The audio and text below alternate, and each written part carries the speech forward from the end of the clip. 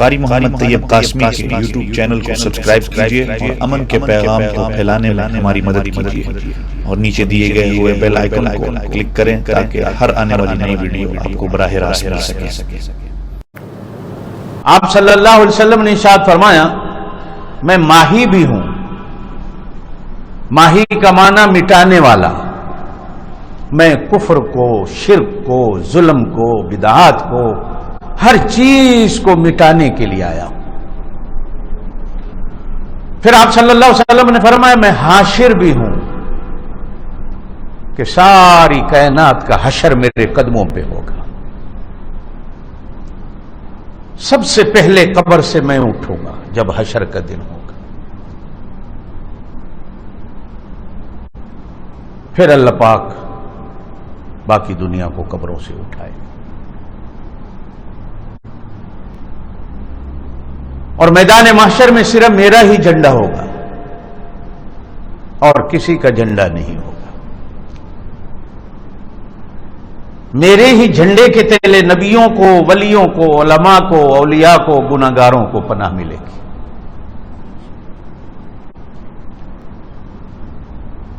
اور پھر آپ صلی اللہ علیہ وسلم نے فرمایا کہ میں عاقب بھی ہوں کہ میں سب سے آخر میں آنے والا ہوں۔ بنایا بے شک میں پہلے گیا ہوں لیکن بھیجا میں سب سے آخر میں گیا ہوں۔ یہ وہ نام ہیں جن کو آپ صلی اللہ علیہ وسلم نے خود احادیث کی کتابوں میں بیان فرمایا۔ تورات و انجیل میں اور قرآن پاک میں بھی ایک جگہ حضور پاک صلی اللہ علیہ وسلم کا احمد نام لیا گیا ہے، باقی 4 جگہ حضور کا نام محمد لیا گیا ہے۔ اور احمد جہاں ہے ذکر قرآن پاک میں حضور کے نام کا، وہ بھی حضرت عیسیٰ حضور پاک صلی اللہ علیہ وسلم کی بشارت دے رہے ہیں کہ میرے بعد ایک نبی آئے گا، من بعدی اسمہ احمد، میرے بعد ایک نبی آئے گا جس کا نام احمد ہو۔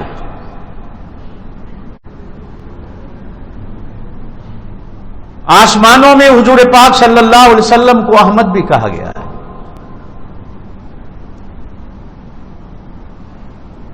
بعض جگہ انجیل و تورات میں حضور پاک صلی اللہ علیہ وسلم کو احمد کے علاوہ فارقلیت کے نام سے بھی یاد کیا گیا۔ ہندو کی وید کے اندر اور سکھوں کی گرنتھ کے اندر بھی بابا گرو نے جناب نبی پاک صلی اللہ علیہ وسلم کے نام نامی کا ذکر فرمایا۔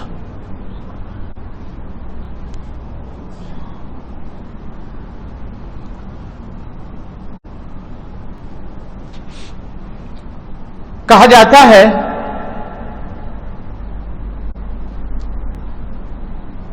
کہ باقی جتنے نبی آئے آدم علیہ السلام سے لے کر حضرت عیسیٰ تک اور پھر حضور پاک صلی اللہ علیہ وسلم،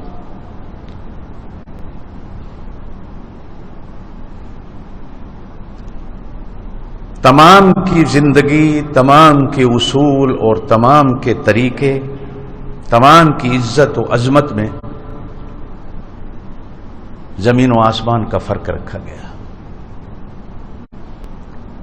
اگرچہ نبی پاک صلی اللہ علیہ وسلم نے فرمایا ہے میں اس بات کو پسند نہیں کرتا کہ تم مجھے میرے دوسرے نبیوں سے بڑھاؤ، آپ نے اس کو پسند نہیں فرمایا۔ اسی پر ایک حدیث یاد آئی کہ آپ صلی اللہ علیہ وسلم کی آمد ہوئی تو صحابہ ادب میں کھڑے ہوئے تو آپ صلی اللہ علیہ وسلم نے فرمایا میرے آنے پر کھڑے نہ ہوا کرو، مجھے اچھا نہیں لگتا۔ میں اس ماں کا بیٹا ہوں کہ جس کے گھر میں سوکھے ہوئے گوشت کی بوٹی کھانا ہوتا تھا، تازہ گوشت بھی نہیں ہوتا تھا۔ میرے احترام میں یہ مجوسیوں کا، عیسائیوں کا، یہ ان لوگوں کا کام ہے، اسلام کا نہیں۔ میرے آنے پر کھڑے نہیں ہوا کرو۔ لیکن دوسری طرف حضرت سعد بن عبادہ نبی پاک صلی اللہ علیہ وسلم کے دیوانے مستانے صحابی ہیں، ایک بار تشریف لائے تو حضور نے فرمایا کھڑے ہو جاؤ، کھڑے ہو کر اس کا استقبال کرو۔ تمہیں پتہ نہیں یہ اپنی قوم کا سردار ہے.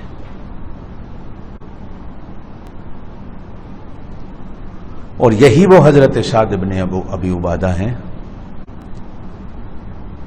کہ آپ صلی اللہ علیہ وسلم کو جب ان کے انتقال کی خبر ملی تو حضور نے جوتی بھی نہیں پہنی، بھاگے ہوئے تشریف لے گئے ننگے پاؤں. اور جب حضرت سعد کے گھر حضور پہنچے تو حضور نے اپنے پیروں کو ایسے ایسے کر کے کھڑے ہوئے تھے، پورا پاؤں بھی زمین پہ نہیں تھا. بعد میں صحابہ کرام نے پوچھا یا رسول اللہ، زور سے کہہ دیں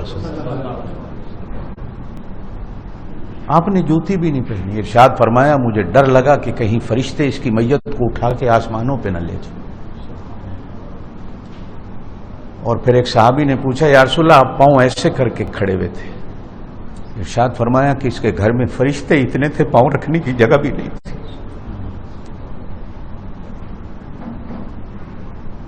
میرے پاؤں بھی زمین پر رکھنے کی جگہ نہیں تھی. حضور فرمایا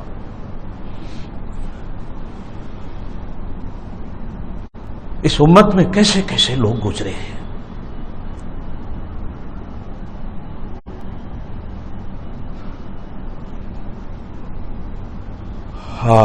نبی پاک صلی اللہ علیہ وسلم نے حدیث میں آتا ہے پھر اگلا واقعہ کہ جب ان کی میت کو اٹھایا گیا جنازے کو تو صحابہ کہتے ہیں ہمیں پتہ ہی نہیں چلا کندھے پہ کچھ ہے کہ نہیں. جیسے کو تیلے ہوتے ہیں نا ککھ.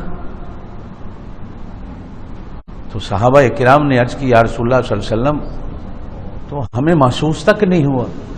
حضور نے فرمایا کیسے محسوس ہوتا، اس کی چارپائی تو فرشتوں نے اٹھائی ہوئی تھی، تمہیں کیا پتہ چلتا. زور سے سبحان اللہ کہہ. کیسے کیسے لوگ دنیا میں ہوئے. کتنا بڑا ظالم ہے وہ آدمی جو ان صحابہ کو بھی کافر کہتا ہو. وہ کہے کہ صرف 5 مسلمان تھے باقی سارے ایسے رہے، سارے منافق تھے. اس کو بندہ مسلمان کہے کہ کیا کہے.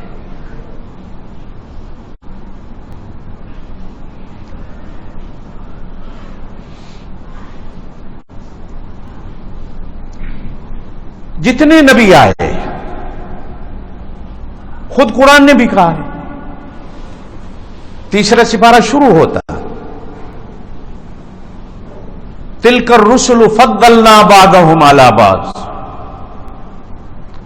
ہم نے رسولوں کو ایک دوسروں پر فضیلت دی ہے.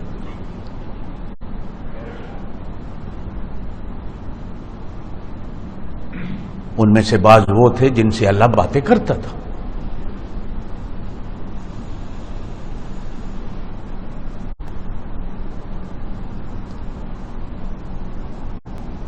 اللہ تعالیٰ نے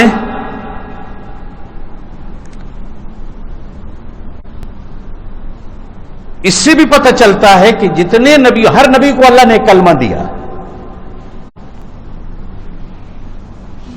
اور وہ کلمہ اس امت کا ایک نشان ہوتا تھا. آپ بھی غور کیا ہمیں اللہ نے کلمہ کیوں دیا ہے؟ یہ ایک نشان ہے، یہ ایک وہ میڈل ہے جو اللہ نے ہمارے گلے میں خود اپنے ہاتھوں سے ڈالا.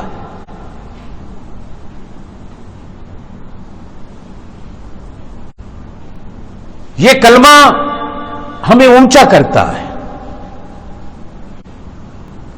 یہ کلمہ ہماری ایک پہچان ہے. یہ کلمہ ہمارا ایک دستور ہے. یہ کلمہ ہمارا ایک یقین اور ہماری ایک منزل ہے.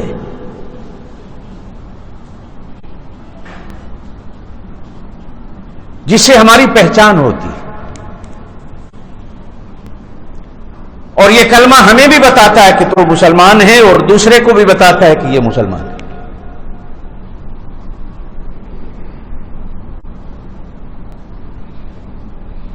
جس طرح ہم ہانگ کانگ میں رہنے والے، دنیا میں رہنے والے بندے ہر وقت اپنا آئی ڈی کارڈ جیب میں رکھتے ہیں. عربوں والے لوگ اپنے اقامے کو جیب میں رکھتے ہیں، کہیں بھی بندہ چیک ہو سکتا ہے. یہ کلمہ بھی ہماری ایک پہچان ہے